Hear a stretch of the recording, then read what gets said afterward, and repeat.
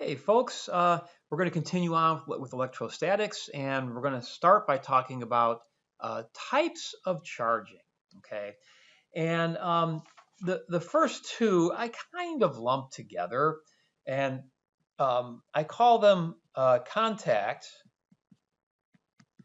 and friction. Well, they're actually a little different, but I kind of stick them together. So let me explain. Contact is very, very simple. Let's say you have one object that's neutral. Now, neutral means that you have the same number of charges. Doesn't mean there's no charge. It just means that there's an equal number of charges. So I'll draw it that way. And then let's say you have a second object that has a net charge. So I'll draw the same four positives here.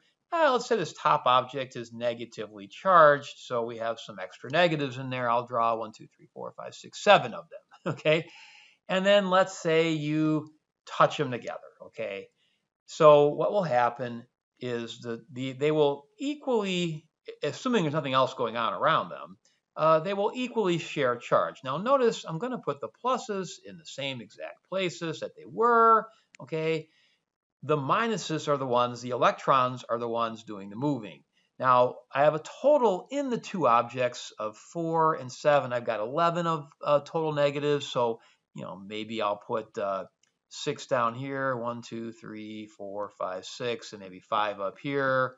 Okay, they would actually equally split, assuming everything else is equal, the sizes of them, and nothing else around or anything. But we don't have an even number of electrons, so I can't evenly split them. So they'd get as evenly split as you could.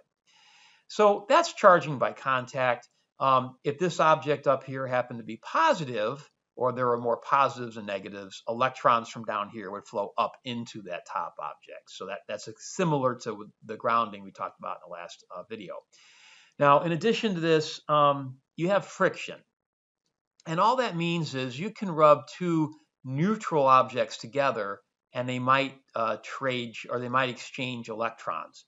And that has to do with the chemical makeup of the objects. So for instance, and I got a chart here, and again, if you're in my class, you'll have this on our Canvas page. But for instance, if you rub rabbit's fur against plastic comb, let's say, the comb will steal electrons from the fur. So the comb will gain a negative charge, leaving behind a positive charge on the fur. Okay. Now again, why these materials do that? It kind of depends on the molecular makeup of them and literally the shape of them. So that's that's as much as we need to know in this class. Okay. Now, the next type of charging is called polarization. Okay, so let me write that in, polarization. Okay, now here's what that means. Let's say you rub a balloon against your hair and then you put it near a wall. Well, the balloon will stick to the wall. Well, why is that? Okay, well, let's say here's the wall. All right. Now, the wall hopefully is neutral, right? You don't want to be walking around with charged walls, right? So here's our wall, and it's neutral, okay? So there's our wall. And let's say you bring the balloon nearby. Now, let's assume, for the sake of argument, the balloon is negatively charged, okay? Well, when you bring that balloon next to the wall, here's what's going to happen. The sum of the electrons that are nearer the balloon are going to get pushed by the balloon, repelled by the balloon to the back of the wall. All right. And look what you end up having here. So you didn't change the balloon at all. You didn't touch anything there. Here's your wall. Okay. Now notice that I will draw the positives in the same place they were before because they don't move. But now you got negatives hanging out back here. Okay. The wall is now polarized. Okay, there is a positive half and a negative half. Polar means opposite signs. Okay, it's like politics can be polar. Well, in this case, the charge on the wall is polar. And because the positive charge of the positive part of the wall is closer to the balloon than the negative part of the wall, the balloon is now attracted to the wall and sticks to the wall. Okay, so that's an example of polarization. Polarization is occurring in the wall. Okay, and that's what's attracting the balloon. So a big picture key thing of this is that neutral objects can attract charged objects through polarization. So opposites attract, but so does a charged and uncharged object. Okay. The only things that repel are opposite or like charges. Like charges do the repelling. Okay. Now, the last type of charging that I'll talk about is induction. Okay. And induction is a way of creating an opposite charge from a charged object. So let's say I have a neutral piece of metal here. Maybe it's a Coke can or something. There it is. And I put a negatively charged object near the Coke can. And then I ground the Coke can. Okay. What's going to happen here? Well, some of these negative charges are going to get repelled by the negatively charged object. They're going to go flying to the ground, get away from those electrons. Again, likes repel. Okay, and so what are you left with here? Okay, well the top object never changed, so there's that negatively charged object. Now look at your bottom object, though. You've now lost a negative charge, leaving behind an overall positive charge. So you're using a negatively charged object to create a positive charge somewhere else. So that's induction through grounding. Now, another example of that would be the following. Let's say I have two metal blocks and I connect them so they're touching each other and they're both neutral. All right. Okay. And then let's say I bring, this time I'll bring a positively charged object nearby. Okay. What's going to happen? Well, these negatives are going to get attracted to that positive charge. And then one of these is going to kind of get pulled into there toward that positively charged object. And then let's say you separate those two metal blocks.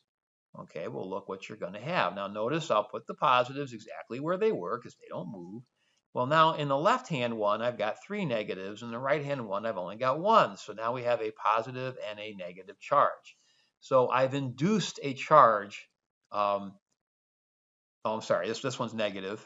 Whoops. And this one's positive. Sorry about that. But anyway, I have induced a charge from a neutral object using a charged object.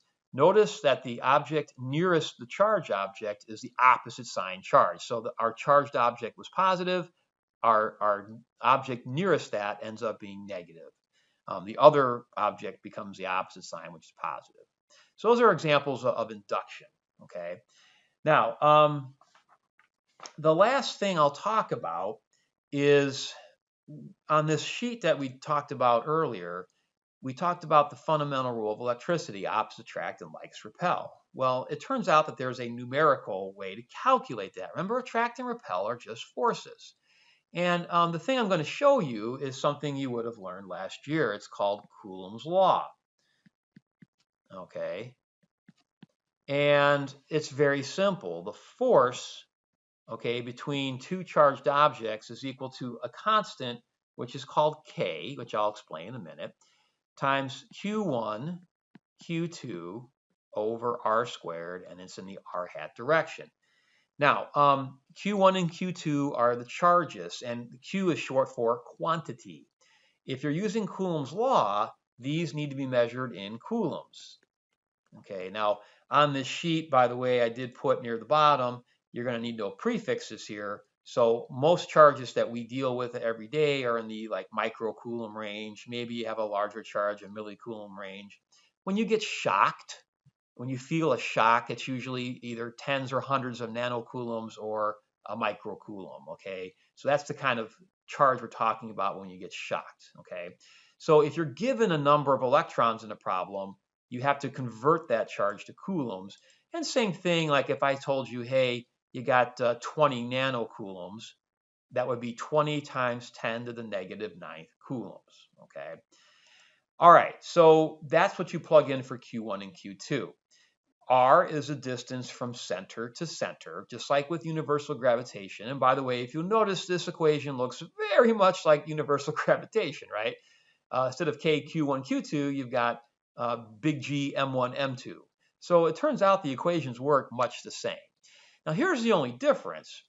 For Coulomb's law, charges can be positive or negative. So if you have two positives, you get a positive force. That means repel. If you have two negatives, you get a positive force. That means repel. But if they're opposite sign, you get a negative force, and that means attract. Okay, that means they pull toward each other. It's in the negative r hat direction. They're pulling on each other. Okay. Now, typically, frankly, I don't put negatives in for charges here. I'll just put the size of each charge, figure out the force, and then look at it and decide if they're attract or repel. So, for instance, let's say I've got the following situation. I've got 4 charges, like so, and let's say I ask you, find the net force on the bottom right charge. So what I look at is well, there's 3 other charges attracting or pushing on that 4th charge. I'll call this one A, this one B, and this one C. Well, what does A do to our charge? Well, they're like, so it's going to push. So I'll call that F sub A. How about B? What's B going to do to that charge? Well, it's going to pull it, so I'll call that F sub B. They're opposite charges. Now about C? Well, C and this are opposite charges, so I'll call that F sub C. So notice you don't have to plug in signs here. Plus, I wouldn't. I'd make all these numbers positive, and then I would write the directions down for the forces as if you're basically drawing an FBD, a free body diagram. And then once you find those 3 forces, you're going to have to vectorially add them together. I don't think we have to review plugging numbers into an equation to get a magnitude of a force. And I also hope we don't have to review vectorially adding a couple, 3 or 4 vectors together. So that part is easy stuff and stuff that you should already know. All right, so I hope that video was helpful, and I'll see you on the next one.